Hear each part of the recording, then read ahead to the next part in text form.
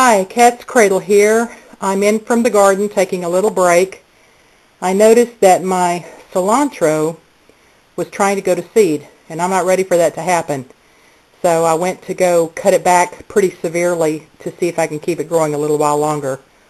Once the days, if you get very many days in the 80s, your cilantro is going to want to bolt, which means it wants to go to seed. And I'll show you a few things about that.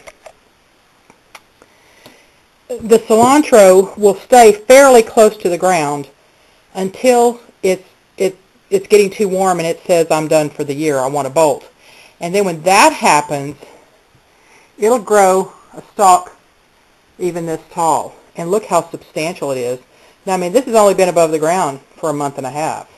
This one kind of tried to make a double stem. Let me find you another one. Okay, here we go.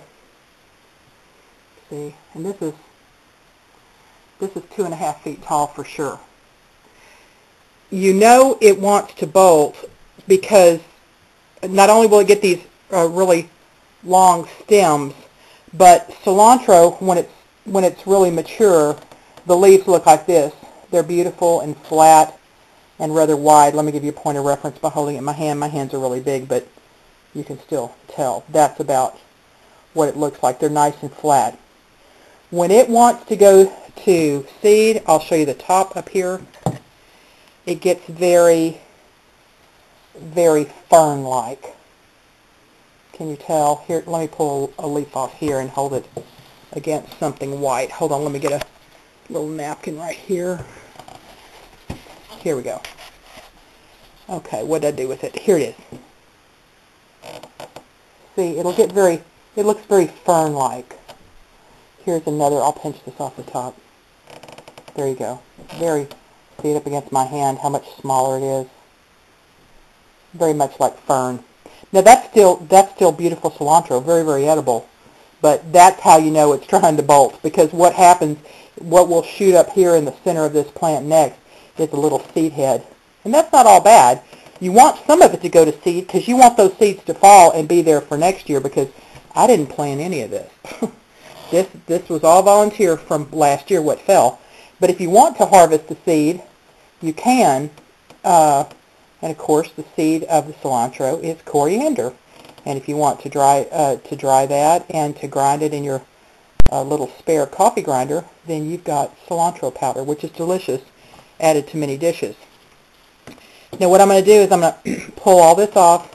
I'm going to wash it, and I will either, look how gorgeous and huge that is.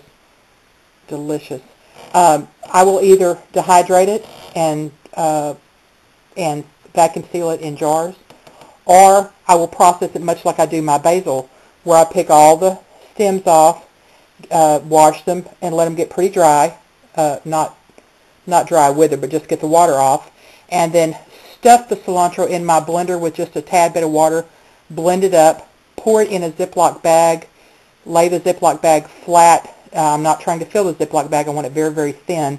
Freeze it in the freezer, and then whenever I want cilantro for something, if I'm making any Mexican dishes that I want to use it in, I just break off a piece of that frozen cilantro and throw it in. It stays beautiful and green. Just a touch of citric acid in there or lemon juice will keep it bright green and from turning that gray green that's pretty unappetizing.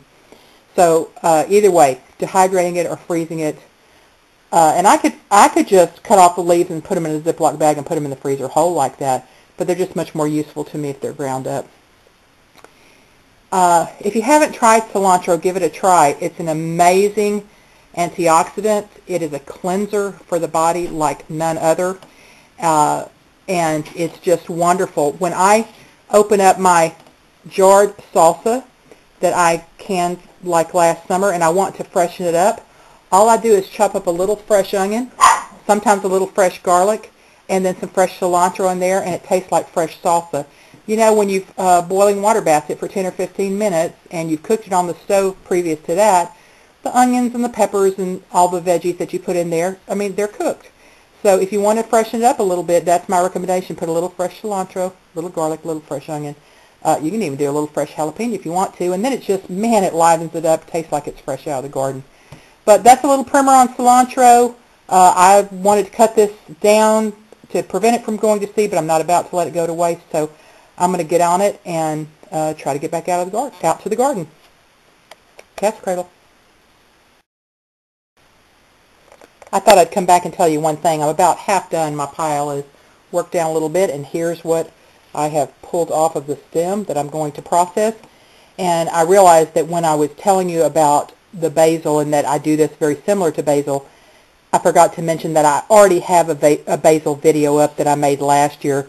So if you just, when you're in my search box, if you'll just put the word basil, then you can go to see exactly how I processed it, and you do this exactly the same way. And I think I said lemon juice and ascorbic acid, and that's true. Citric acid, ascorbic acid, any of that will keep this from turning that gray-green. It'll keep it a vibrant, bright green. So just go check out that video if you want to know how to process it in the blender and then get it ready for the freezer. That's all.